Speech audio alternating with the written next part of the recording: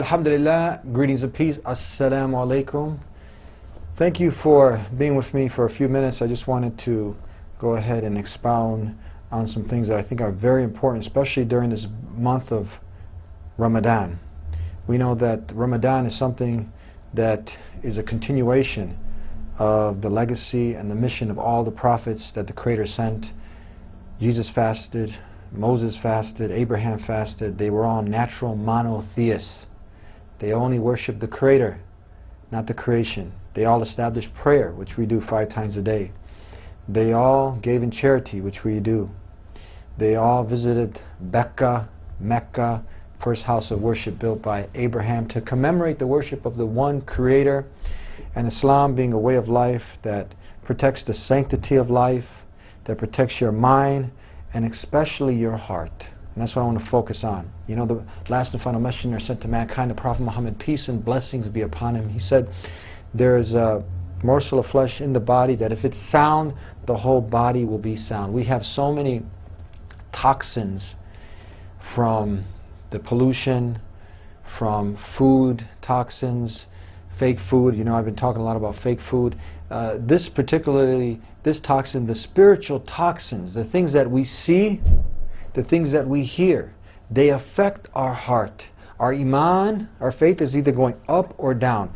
If you're listening and bobbing your head in the car during Ramadan, if you can control yourself, your nafs, your desires, especially now during this training camp, during Ramadan, it's going to be much easier.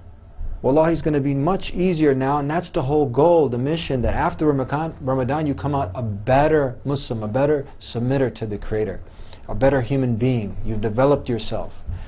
If you lose out now, what am I going to say? Come on. Now's the time.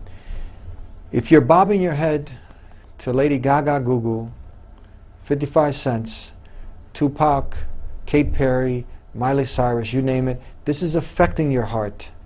This is going to, with this audio pornography and all this hip-hop bling-bling music, you got to cut it out. Replace it with the Quran, the verbatim word of God. Listen in your car, in your car, you have in your way when you're traveling, you have so many apps out there where you can listen to good positive messages, good lectures, good reminders, and you'll see that you feel different. I mean, think about that. When you might have a moment of that feel good, and you're moving around, and you know, going faster in the car, and you like, it puts you in a la fantasy land. That's all it does. And at the end, it incites these desires, and you want to, you know, you start thinking of things. You want to go do things, and all these things are mostly bad things. You end up just being hit in a hypnosis state. But as Muslims, we're aware, we're cognizant of the reality that life is a gift, and every moment is precious. وَالْعَصْرِ إِنَّ الْإِنسَانَ لَفِي خُسْرٍ إِلَّا الَّذِينَ آمَنُوا وَعَمِلُوا الصَّالِحَاتِ وَتَوَاصَوْا بِالْحَقِّ وَتَوَاصَوْا بِالصَّبْرِ.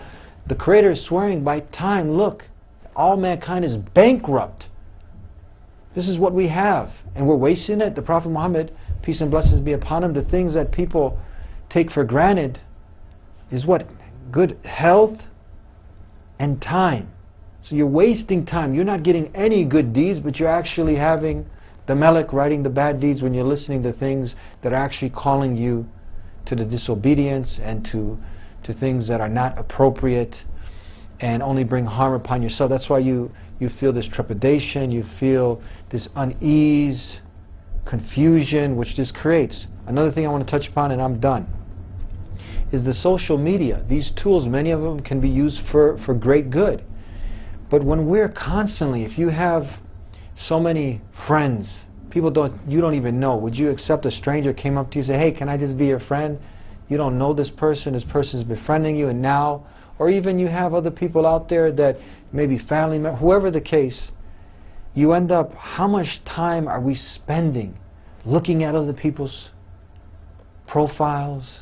How much time are you spending checking on Instagram, the person that took that nice shot, that perfect shot, and now you're judging your life and you're seeing, oh, how happy they are and how miserable I am. You know, the Prophet ﷺ said, always look to those who have less. You appreciate what you have. And now you're looking at, you don't know if that person right after that picture had the worst argument with their wife, their house is upside down, they took 3 hours just to plant that perfect picture, whatever the case.